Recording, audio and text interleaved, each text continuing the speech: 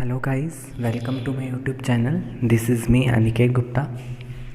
Now in this video lecture I will be teach you a very interesting plant, and this plant is a moss plant which belongs to Bryophyta, right? And as you see in this slide I have written Funaria, right? So Funaria plant is shown in this picture also, you can see, right? So without wasting time I start my lecture. First of all, its introduction, right? Funaria is a genus of approximately 100 species of moss plants, and remember one thing, this Funaria belongs to order Bryales, and this Bryales comprises of most of the species, most of the plants of most of the mosses plants. Approximately 90% of the moss plants comes under this order Bryales, and in this order genus is there Funaria, right?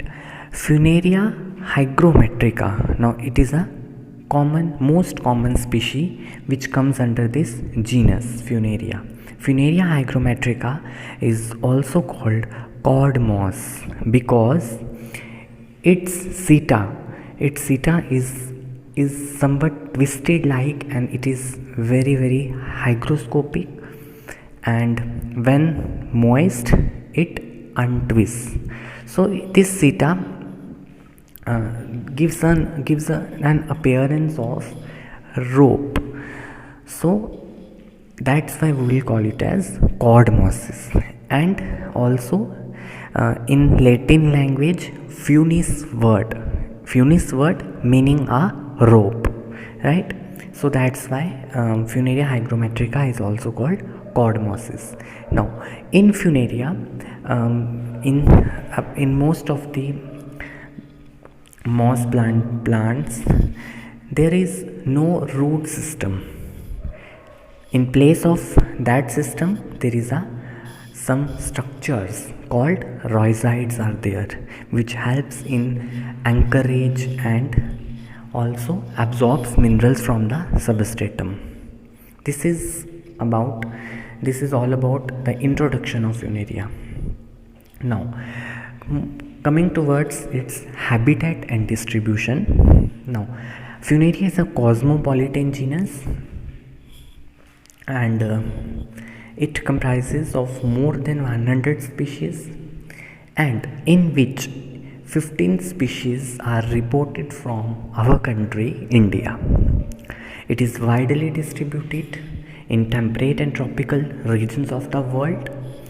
Now its habitat, it is commonly found growing on damp areas, moist rock, moist walls, moist soil, right? And hygrometrica species, Funaria hygrometrica, is a very common species growing extensively in the hills of various parts of the country.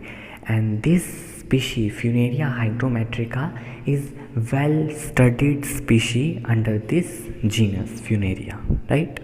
And as you see in this picture, this is Funaria hygrometrica. Now it is also called as bonfire or post fire species. Why?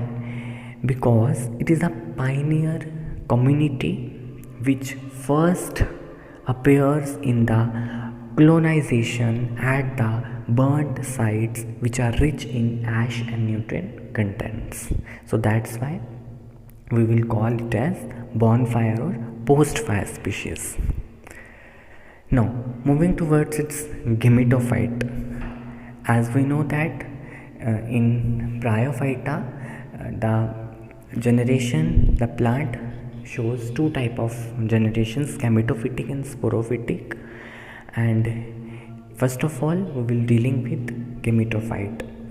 Funaria plant is gametophyte. Its plant body is composed of juvenile stage and leafy stage.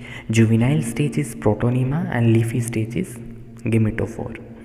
Now, protonema, it is a prostate green branched filamentous structure, and this structure gives rise to erect leafy shoots called gametophores, and this protonema is short lived.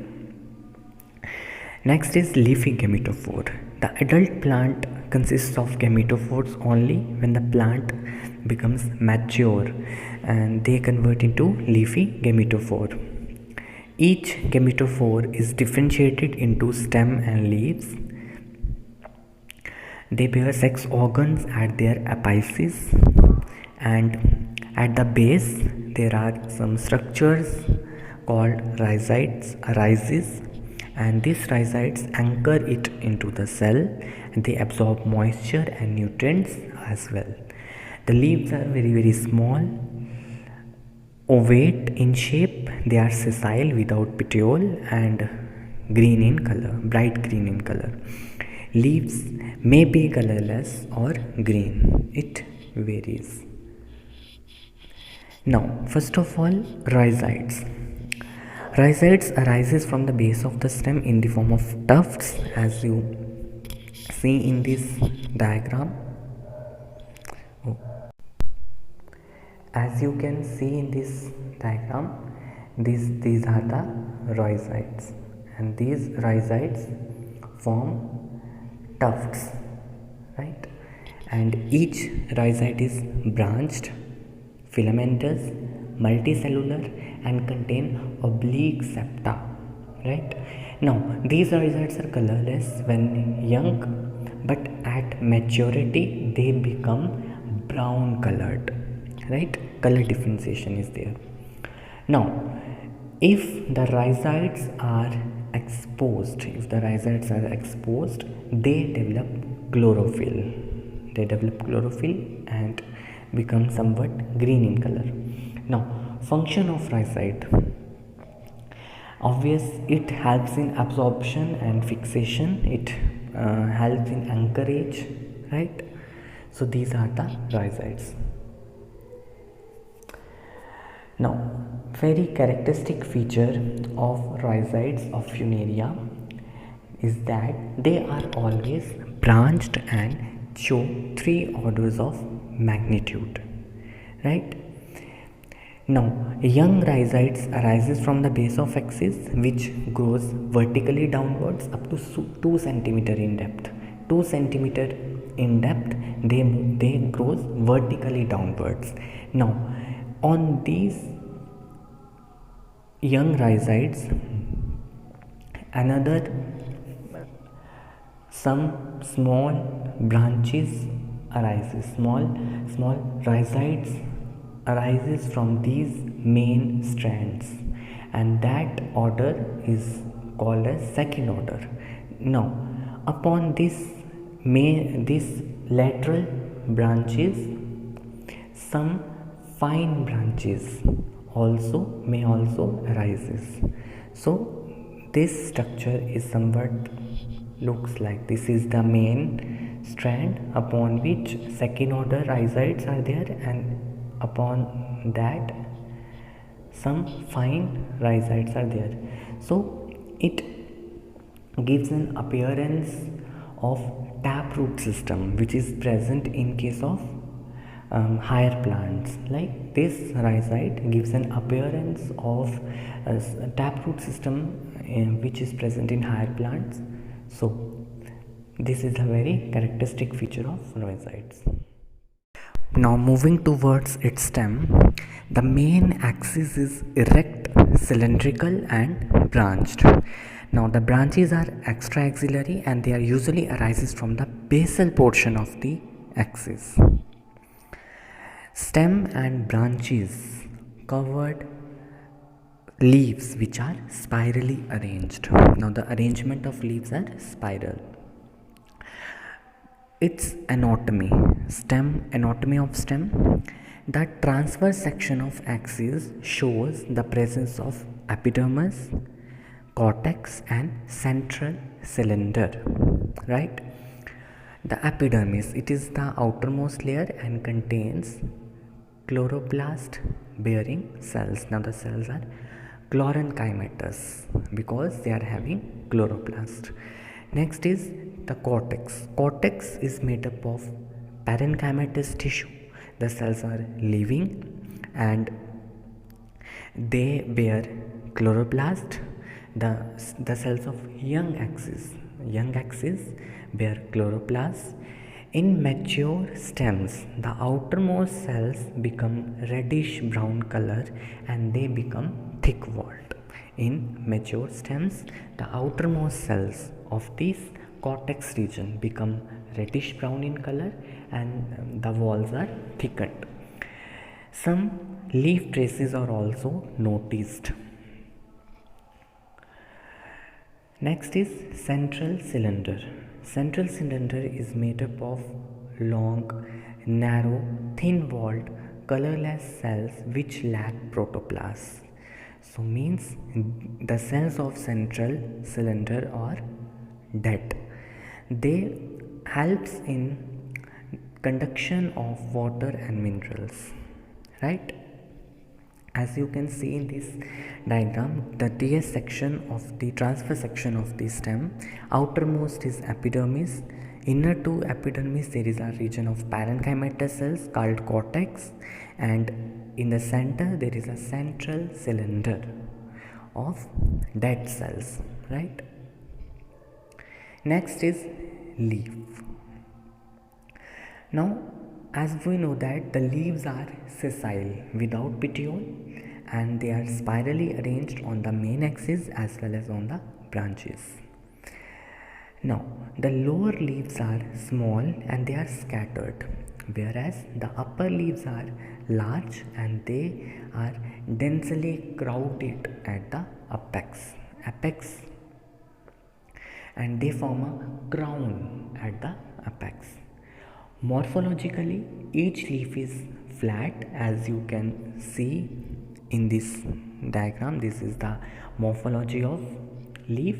Each leaf is flat, bright green in color, ovate in shape with pointed margin. This is the apex, pointed apex and entire margin. The margin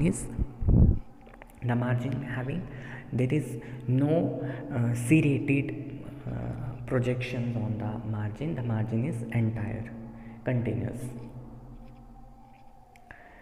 In the middle of the leaf there is a midrib, or we can say that the leaves having prominent midrib.